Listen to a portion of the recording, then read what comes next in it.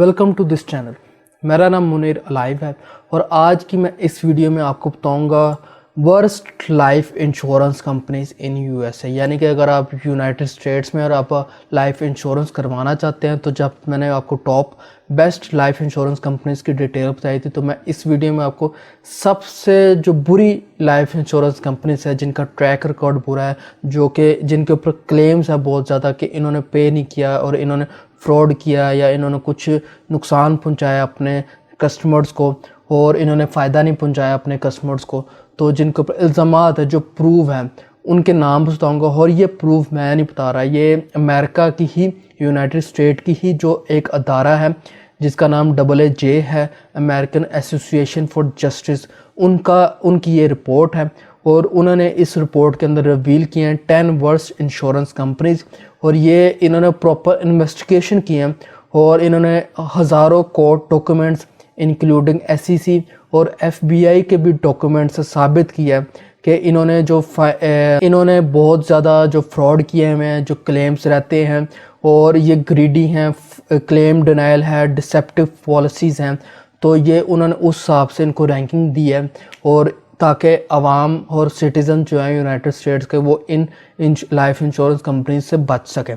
जो इनकी रैंकिंग है उसमें सबसे पहला नाम जो है वो है Allstate।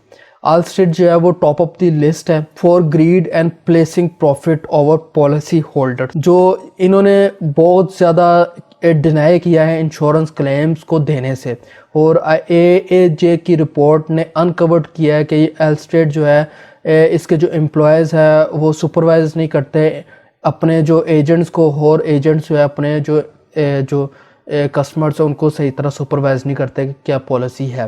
सेकंड नंबर पे है UNUM यानी कि यूनम।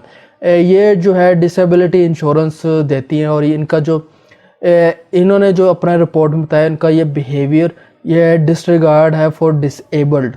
और इनका और 3 साल तक इन्होंने एक जो औरत थी, खातून थी, उनको एक कंडीशन के साथ इन्होंने डिनाई किया इनका क्लेम। डॉक्टर ने क्योंकि उनको कह दिया हुआ था कि भाई ये डिसेबल है, लेकिन ये कंपनी नहीं मान रही थी कि नहीं जी ऐसा नहीं है।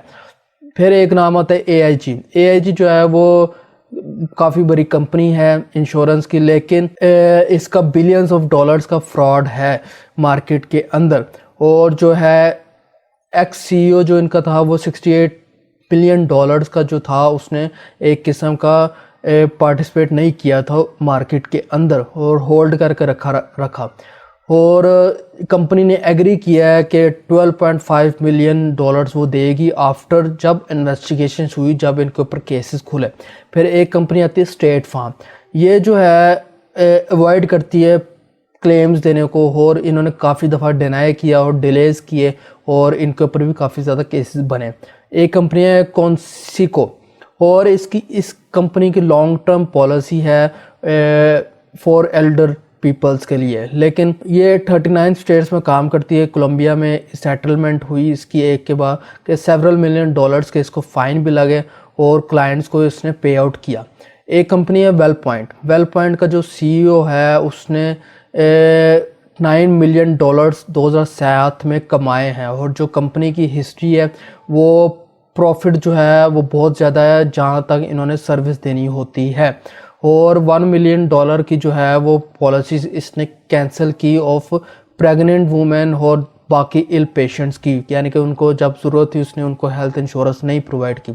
फार्मर्स ये जो है ये इंडिविजुअल और US बिजनेस दोनों को इसने विक्टिमाइज्ड किया और Swiss on farm insurance group ये जो है इसने काफ़ी ज़्यादा लोगों को इंश्योरेंस नहीं दिया।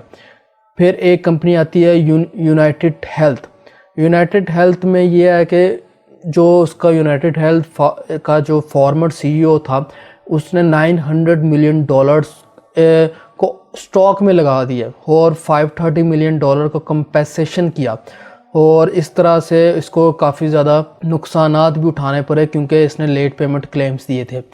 फिर एक है टॉर्च मार्क भी काफ़ी बदनाम है यूनाइटेड स्टेट के अंदर। और लास्ट में आती है लिबर्टी म्यूचुअल जो है इसके जिस तरह के कंपनीज थी Allstate और स्टेट फार्म, इसने हाइड किया कंसल्टेटिंग के लिए और इम्प्लीमेंट किया एग्रेसिव टैक्टिक्स इसने यूज़ किया और क्लेम्स को डिनायल किया इसने, और more than 3 million home owners को इसने विदाउट कवरेज इसने जाने दिया। तो ये थी top worst insurance life insurance companies.